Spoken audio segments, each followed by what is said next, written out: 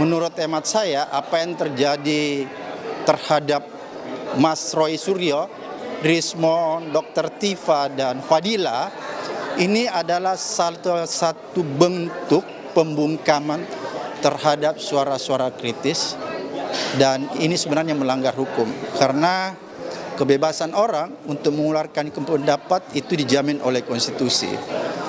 Jadi kalau orang paham tentang konstitusi, pemerintah paham tentang konstitusi, maka suara kritik tidak boleh dilawan dengan mengkriminalisasi seseorang lewat laporan ke kepolisian. Terima kasih Anda masih bersama kami di Dua Arah. Mas Yakub, apa iya itu pembungkaman suara-suara yang kritis kalau kata Pak Abraham? Saya rasa perlu dibedakan antara suara yang kritis dengan tuduhan-tuduhan yang tidak berdasar ataupun fitnah ya. Karena mungkin bisa kita pahami semua Pak Jokowi sudah menjabat selama 10 tahun sebelum beliau purna tugas. Selama 10 tahun ini sangat terbuka dengan apapun masukan-masukan, kritik-kritik yang menurut saya pribadi justru sebagian besar banyak yang melewati batas. Yang seharusnya mungkin Pak Jokowi memiliki hak untuk mengadukan atau melaporkan dan sebagainya. Tapi beliau tidak lakukan. Termasuk mengenai ijazah palsu ini. 2023 beliau masih menjabat, semua kalau kita ngomong simpelnya semua masih under his control. Tapi beliau tidak melakukan apapun. Di gugat pun beliau respon dengan menjawab gugatannya. Artinya menghormati proses hukum yang berlaku, gugatan perdata dibalas perdata, gugatan tun dijawab secara tun. Tapi sekarang beliau sudah bukan lagi presiden. Kali ini beda? Kali ini tentunya sangat beda. Beliau bukan lagi presiden, tetapi masih ada aja tuduhan-tuduhan seperti itu. Justru sekarang Pak Jokowi menggunakan haknya sebagai warga sipil biasa. Karena semua orang itu kan equal di hadapan hukum. Ini juga yang paling penting. Bahwa jangan seakan-akan pernah menjabat, seakan-akan berkuasa, sehingga haknya lebih rendah dari masyarakat. Kan tidak. Apa karena dia pernah menjabat jadi dia tidak boleh melaporkan kalau ada orang yang melakukan dugaan tindak pidana terhadap dia? Kan itu tidak masuk akal. Itulah kenapa seluruh kritik-kritik yang luas yang membangun itu sangat di-welcome, tapi harus dalam koridor hukum. Oke, harus dalam koridor hukum. Mas Roy rasanya ini kriminalisasi atau enggak? Ya memang hak warga negara Pak Jokowi untuk makanya saya berpesan juga waktu itu. Jadi karena yang kami sampaikan itu adalah telaah ilmiah berdasarkan pengetahuan dan research ya. Maka ini adalah kalau sampai ada yang melakukan kriminalisasi lagi ya ini sangat tidak elok ya gitu. Jadi artinya apa yang disampaikan itu kan semuanya sudah diatur ya. Betul bahwa kalau dikatakan tadi itu jangan-jangan nanti source-nya ngambilnya dari sosmed. Enggak sama sekali. Saya nggak pernah ngambil dari sosmed ya. Kalau tidak dipastikan oleh orangnya. Ketika itu dipastikan bahwa ini asli, bahkan dalam utasnya dia nulis ya. Si Sandi itu, ini saya dapat dari Pak Jokowi langsung. Bah, menariknya ya, ini saya bantu juga. Ketika saya ketemu dengan yang bersangkutan, saya bilang selesai udah ternyata. Karena dia bilang dapatnya tidak dari Pak Jokowi. Ya udah hati-hati Mas Anda. Oke, nah ini soal ijazah ini apa yang Mas Ilham lihat? Apa bedanya dengan kasus yang tadi sempat disebut sama Mas? Justru saya kemudian ingin mengatakan bahwa KPU memverifikasi berkali-kali bahwa ini ada prinsip kehati-hatian di sini. Misalnya saja ketika tadi Mas Suryo mencontohkan Pak Jaya Saragih, ya ketika itu di Simalungun dia bisa jadi bupati, tapi ketika menjadi gubernur KPU melakukan tim verifikasi kembali, SMA yang mengeluarkan ijazah yang diserahkan kepada kami untuk Pak Saragih itu ternyata sekolah tadi tidak mengakui, gitu. Ya, sekolah tidak mengakui, sehingga kemudian kami mengambil tindakan tegas mengatakan kepada KPU Provinsi Sumatera Utara ketika itu bahwa ini tidak bisa kemudian diloloskan menjadi calon pasangan gubernur di Pilkada 2018 lalu. Nah, saya ingin membuktikan bahwa kemudian KPU melakukan verifikasi dengan hati-hati, dengan benar dan melibatkan banyak pihak terkait dengan ahli-ahli pendidikan dan bahkan juga pihak sekolah itu sendiri. Nah ini kan bahwa sebetulnya kalau kemudian KPU dianggap mungkin misalnya ada kesalahan di KPU membuktikan bahwa di Provinsi Sumut KPU sudah membuktikan bahwa kami melakukan verifikasi yang begitu dalam sehingga ketika dinyatakan oleh sekolah tersebut bahwa yang bersangkutan tidak pernah sekolah di situ dan tidak pernah mengeluarkan ijazah, maka kami menyatakan dia tidak masuk atau kemudian TMS. Tidak memenuhi syarat. Jadi kuncinya di institusi pendidikan ya. Kalau kasusnya Pak Jokowi berarti UGM yang jadi kunci. Sekali KPU ingin mengatakan bahwa KPU tidak melakukan verifikasi forensik. Tapi KPU hanya melakukan verifikasi kepada institusi pendidikan di mana yang bersangkutan bersekolah. Ya bagus itu. Enggak, ini saya puji ya KPU ketika melakukan di Sumatera Utara. Mohon itu juga dilakukan juga pada yang kita perbincangkan ini. Apakah dalam kasus ijazahnya Pak Jokowi ya, kalau ini misalnya bukan ijazah 1, apakah KPU juga memverifikasi adanya ijazah SMA 6 yang kemudian di situ masih tertulis SMPP, betul SMPP, kan namanya Sekolah Menengah Pembangunan Persiapan. Tapi ada dalam kurung SMA 6 gitu. Padahal SMA 6-nya itu belum ada di tahun itu. Apakah itu diverifikasi atau tidak? Tentu diverifikasi ya. Kalau kemudian, jadi gini, ada persyaratan-persyaratan yang kemudian kita harus verifikasi berdasarkan peraturan undang-undangan. Kalaupun kemudian peraturan undang-undangan mengatakan bahwa dari SD, SMP, SMA dan ijazah terakhir, tentu kami juga harus bisa melakukan verifikasi terhadap tatanan tersebut, gitu kan. Nah, sama seperti ketika Pilkada 2018 lalu, SMA-nya ternyata bermasalah.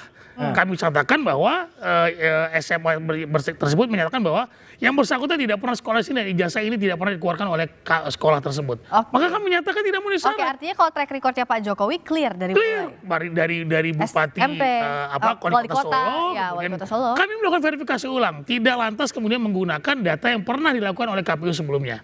Nah, seperti itu. Jadi diverifikasi ulang ya. Tapi sekali lagi KPU, saya garis bawahi, KPU melakukan verifikasi kepada institusi yang bersangkutan, tidak melakukan verifikasi. Ada jawaban nggak, Mbak? Boleh tanya Pak Ilham. Ada jawaban nggak terhadap kemarin Dr. Taufik yang kemudian melakukan gugatan itu mengecek kepada KPU, ternyata data-data Pak Jokowi itu nggak ada semua, gitu, kosong. Gitu. Wah, kalau dalam masa sekarang saya tidak tahu. Nah, tapi ketika saya terus terang kami bertanggung jawab di pemilu 2019, data itu kami pampang. Dan itu masanya Mas Ilham waktu itu ya? Dan itu di masa kami. Nggak tahu di masa sekarang saya tidak tahu. Gitu. Kalau Prof. Komar, apakah ini masih harus jadi soal administrasi ini jadi pintu masuk lebih dalamnya lagi polemik soal ijazah Pak Jokowi? Yang ingin saya sampaikan bahwa Pak Jokowi si Presiden itu udah milik bersama, milik bangsa. Jadi kalau toh rakyat ada mempertanyakan, persoalkan, itu bagus-bagus saja. Dan Pak Jokowi tidak perlu tersinggung karena dia milik rakyat. Namun saya juga membela hak dia. Kalau sudah berlebihan merasa tersinggung, dia punya hak untuk membela diri. Gitu. Sebagaimana kalau saudara Roy juga punya masalah, dia juga punya hak untuk mempertanyakan. Setuju, Prof. Jadi masing-masing punya hak. Disinilah nanti lembaga polisi atau pengadilan yang kemudian mengolah proses. Tapi hak masing-masing itu harus dijaga. Jadi saya membela Pak Jokowi sekaligus juga saya membela hak Anda. Etika berkomunikasi, bernegara, bermedsos ini yang perlu kita jaga. Sebab sekarang semakin liar, semakin kacau. Jadi menurut Prof akan lebih etis kalau ini memang prosesnya berlangsung hingga ke pengadilan. Sampai bagi saya ini bagus. Dan hati-hati dengan orang-orang yang sengaja mengacau, mengobo-obo, mempermainkan hoak. Karena selalu ada penumpang gelap setiap isu-isu itu. Ini yang perlu ada pendidikan politik bagi rakyat. Jadi meskipun pasalnya yang jadi persoalan kan pencemaran nama baik dan fitnah, ada atau tidaknya fitnah dan pencemaran nama baik itu harus dibuktikan di pengadilan, begitu ya Prof? Ya. Tepuk tangan untuk Prof. Komarudin tadi.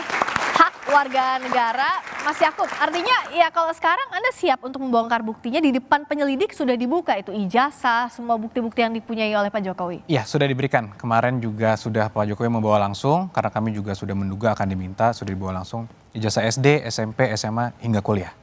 Semua sudah diperlihatkan secara jelas. Sudah diperlihatkan secara jelas, apa yang jadi masalah lagi, Mas? Agak lucu juga sebenarnya karena kan baru pelaporan pertama, baru LP, baru di BAP, nggak apa-apa kalau itu untuk, tapi kan petugas yang memeriksa bukan petugas forensik, jadi paling dia hanya melihat semacam wartawan yang di Solo yang ditunjukkan itu, dia tidak bisa memiliki arti apa-apa. Justru yang diperlukan, Mas Yakob kemarin itu kalau saja di situ cukup misalnya diterima, oke cukup ya, tapi kemudian bukti-bukti itu dibawa ke Solo pada hari yang sama, karena pada hari yang sama sebenarnya ada mediasi dan disitulah diperlukan ijazah itu tampilkan. Kok malah ditolak yang di Solo? Kenapa Mas? Sayang.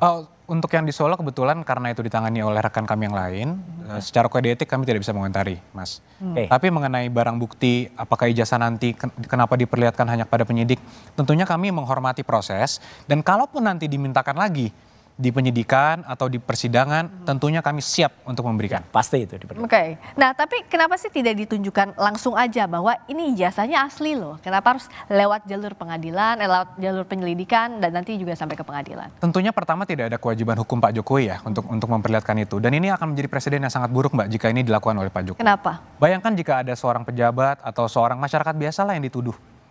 Ijazah Anda palsu, Anda harus perlihatkan. Anggaplah seorang yang dituduh ini memperlihatkan satu orang A. Ada B lagi minta, apa harus diperlihatkan lagi? Ada C lagi, kalau ada 1.000 orang yang meminta, apa semua harus diperlihatkan? Ini kan presiden yang tidak baik. Apalagi kalau nanti ini digunakan sebagai modus untuk menjatuhkan orang-orang yang sedang menjabat dan sebagainya. Jadi kita tidak mau ini menjadi suatu presiden yang buruk bagi penegakan hukum di Indonesia dan praktik politik juga di Indonesia. Ini yang kita jaga, Mbak. Oke, apa ini mengada-ngada permintaan untuk melihatkan jasa ini? Gak apa-apa, buruk. kita hormati Pak Yakub, tapi terlalu jauh tadi ya. Kalau seorang pejabat publik, dia harus mau menunjukkan, dan itu ada diatur dalam Undang-Undang Keterbukaan Informasi Publik nomor 14 tahun 2008, dan bukan termasuk pasal yang dikecualikan di pasal 17. Kalau pasal 17 itu yang kecuali nilai. Oke, kalau nilai transkrip nggak usah, Mas. Kalau KHS, kartu hasil studi nggak usah. Itu hak pribadi. Rekam medik kesehatan itu jangan, karena itu adaan pribadi. Kemarin juga ada kasus selebriti ditulis pernah mengidap apa gitu. Waduh, itu malah nggak boleh. Tapi kalau itu misalnya kartu rencana studi, kalau misalnya itu bukti-bukti KKN, ya harus dibuka sebenarnya. Skripsi, ijazah juga. Jadi memang saya setuju tadi yang disampaikan pada acara Rosi kemarin ya. Prof. Hamid Amaludin. Sayang banget nih yang memulai gaduhnya ya memang Pak Jokowi, karena sejak awal nggak mau menunjukkan itu. Yang memulai gaduhnya malah disebutnya Pak Jokowi. Nah itu kan mindset yang saya bilang kan, mindsetnya seakan-akan yang dituduh jadi yang salah. Nah ini yang harus sangat kita putar, Mbak. Ini sangat buruk jika ini dibiarkan terjadi. Oleh karena itu kita tunggu proses persidangan agar mindsetnya berubah semua, kebenaran terungkap, segalanya terang benderang. Oke, jadi pertanyaannya begini loh. Ini akan kemana ujungnya kasus ini, akan dibawa kemana ujungnya, dan motifnya apakah betul untuk hukum mencari hak ataukah politis? Kita akan bahas saja di dua.